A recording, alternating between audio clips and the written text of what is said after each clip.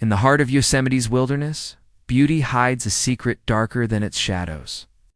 A young ranger vanishes without a trace, her horse found years later in a forbidden canyon, carved with marks of violence.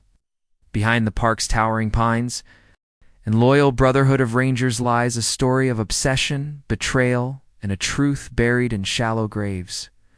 This is not just the mystery of Clara's disappearance, it is the haunting reminder that even in the most beautiful places, monsters can wear familiar faces. The air in Yosemite carried a late autumn chill that evening, the kind that seeps into the bones of even the strongest souls. Ranger Clara Hensley adjusted her saddle straps on Midnight, her black mare, before pulling her radio closer to her mouth. "Unit 7, starting patrol along Cathedral Trail," she said, her voice steady. "Practiceda," crackle of static answered, followed by the dispatcher's faint reply. "Copy. Unit 7, stay safe." Clara smirked at the routine caution. Safety was relative in the wilderness. She knew these trails better than anyone yet.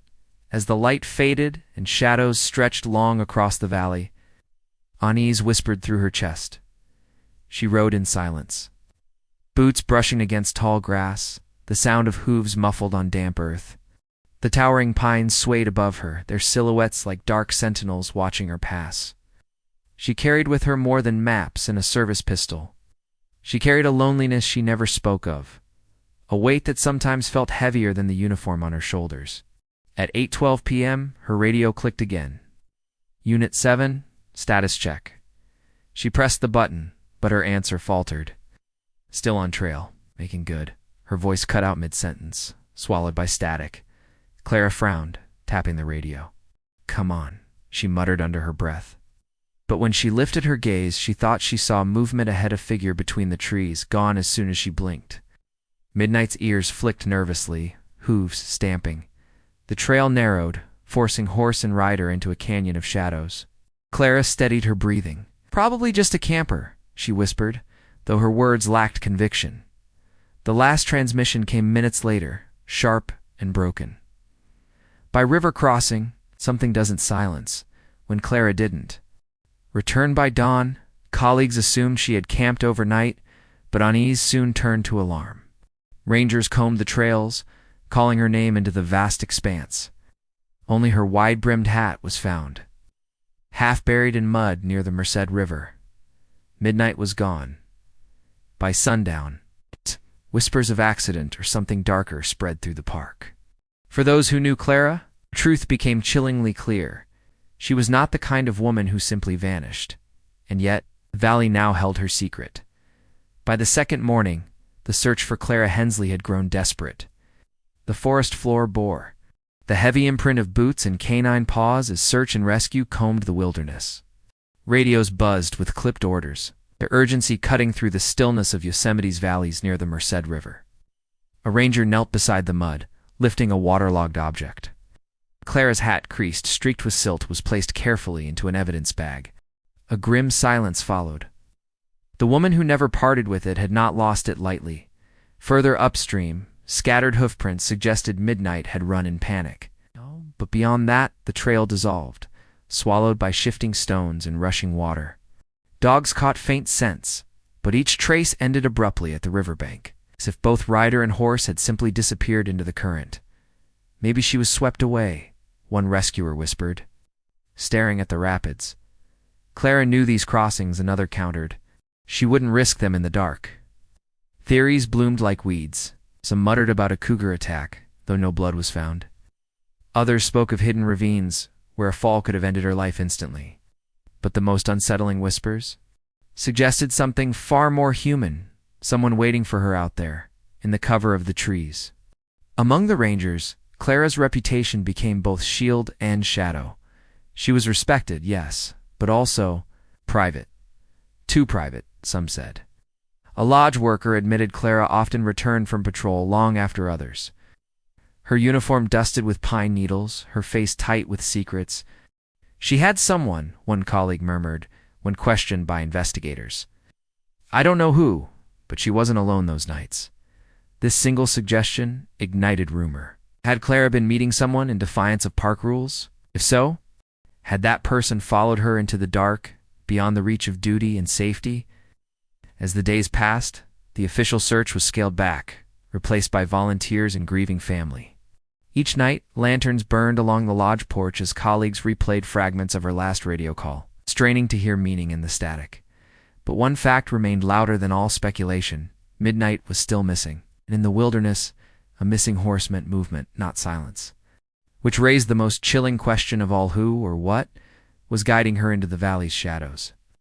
The search for Clara shifted from the forest to the people who had known her best. And for investigators, one name surfaced quickly: Ethan Marsh. Ethan was a ranger like Clara, broad-shouldered, sharp-eyed, and known for both his dedication and his temper. He had once been Clara's closest companion, a relationship forged under long patrols and cold nights in the backcountry. But what began as trust had ended in bitterness. Seated in the small ranger station office, Ethan leaned back in his chair, arms crossed tightly over his chest. His voice carried the kind of frustration that masked something deeper. "Yes," we argued, he admitted when pressed. "Clara and I, we weren't good for each other. She wanted distance, and I gave it.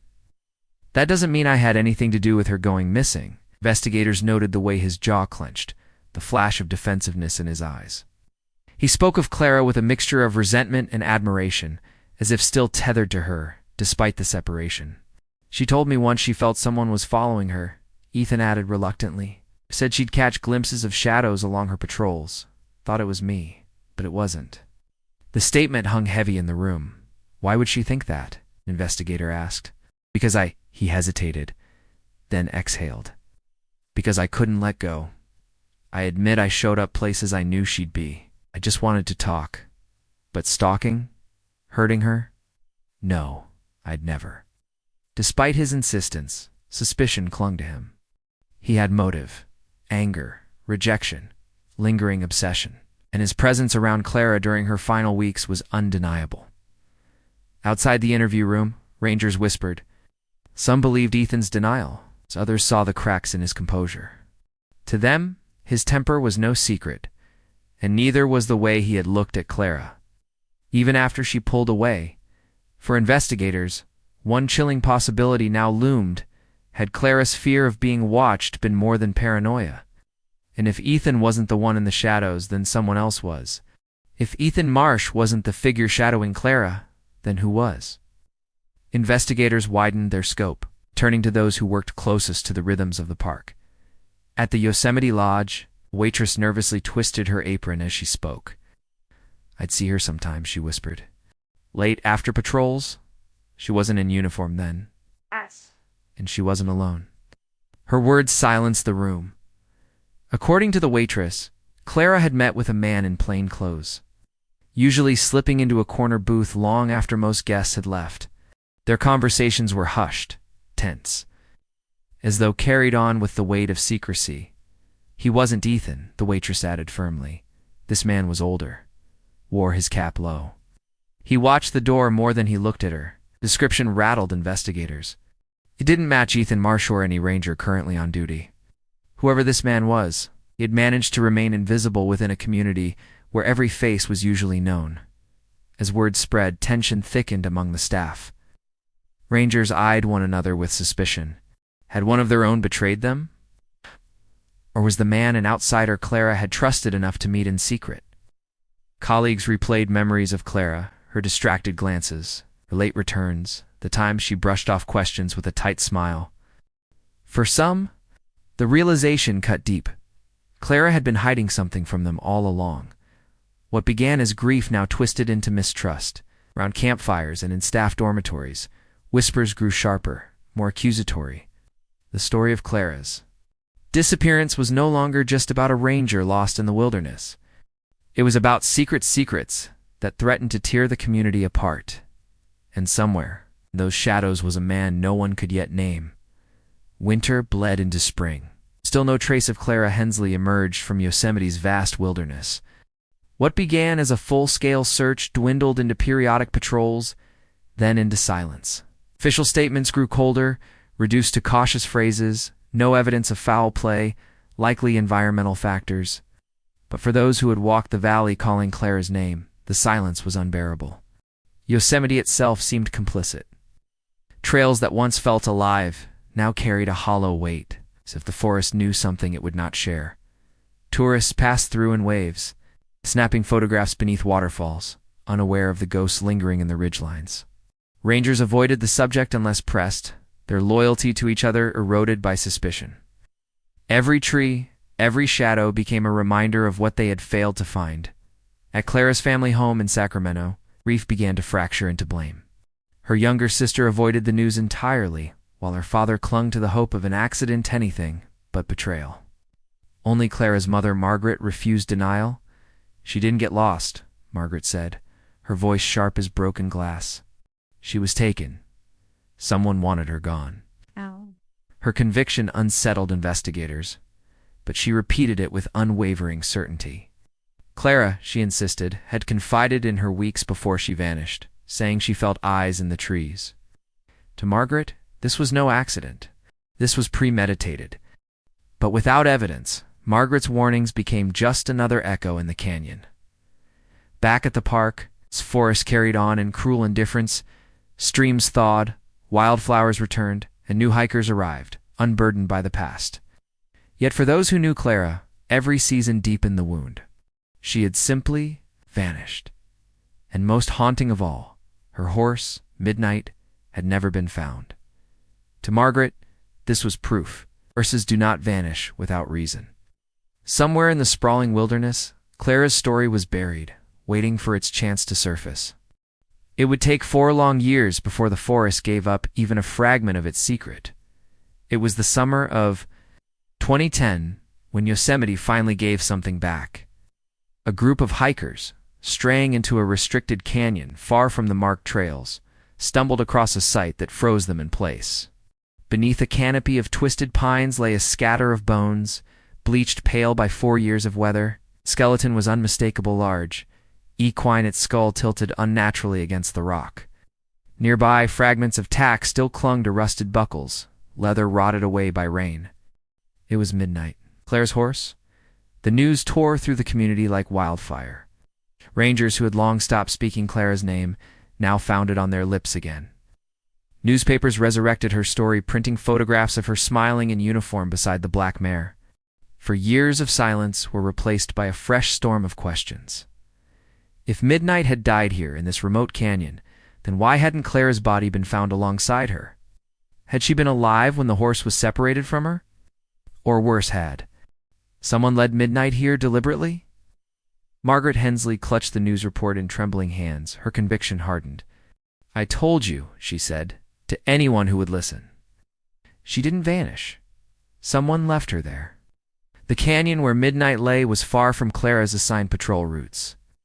Raising another disturbing possibility, she hadn't wandered here by accident. She had been brought. Investigators returned to Yosemite, this time not searching for a lost ranger, but for evidence of a crime. Forensics teams swept the canyon floor, cameras clicking over bone fragments and soil samples, and as the first reports came back, whispers began to stir once more.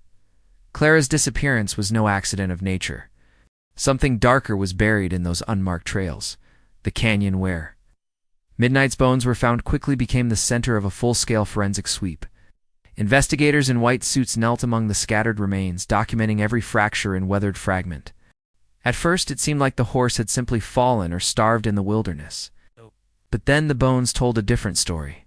Under the microscope, specialists discovered linear cut marks etched into Midnight's rib bones, marks to clean. Too precise to be the work of predators or decay. They were knife wounds. The revelation changed everything. Midnight had not simply died, he had been killed.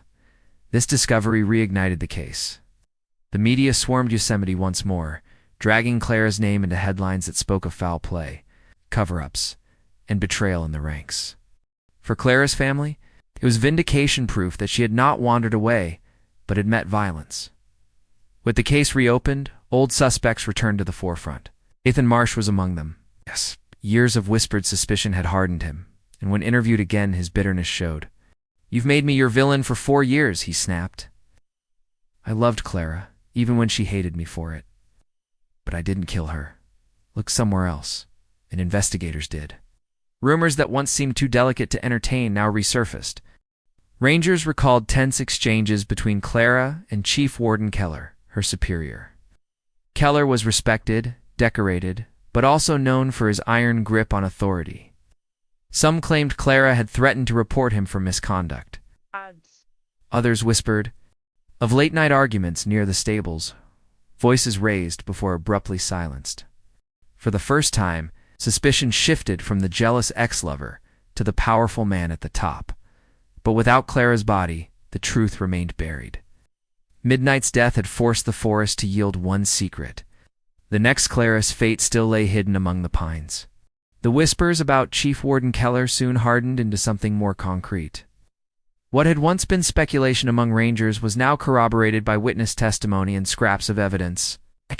Investigators pieced together. Clara had been involved with him. It was a relationship she kept hidden, not only because Keller was married, but because he controlled her career. As her superior, he signed off on patrol assignments, performance reviews, and even time-off requests. The imbalance of power made secrecy inevitably and dangerous. A lodge clerk recalled seeing Clara and Keller together late at night, their voices low, their postures tense. Another ranger remembered catching the tail end of an argument between them near the stables, Keller's voice sharp, Clara's clipped in return. She looked shaken, the ranger admitted, like she'd just drawn a line he didn't want her to cross. Investigators uncovered text messages Keller had tried to delete, messages where Clara pressed for an end to lies and hinted at going public. One, dated just 2 weeks before her disappearance, read, "I won't be your secret forever." For the first time, the narrative shifted. Clara had not only been living with fear, she had been caught in a web of betrayal, secrecy, and emotional manipulation. Keller's marriage, his position, and his pride were all on the line. And Clara, a woman unwilling to keep playing by his rules, may have threatened to destroy it all. The question now was chilling. Had Keller silenced her to protect himself? Colleagues remembered how, in the days after her disappearance, Keller had been oddly composed.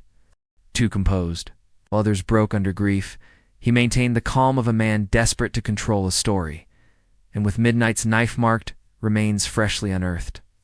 That story was unraveling fast, but when Keller was finally confronted, he denied everything, his eyes flat, his words clipped, which meant the next step for investigators was clear: push harder, and see what cracks appeared.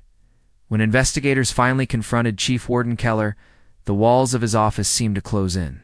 On the table lay a stack of evidence, patrol logs that didn't align with his reported locations, witness statements placing him near the canyon where Midnight's bones were found, and fragments of deleted text messages.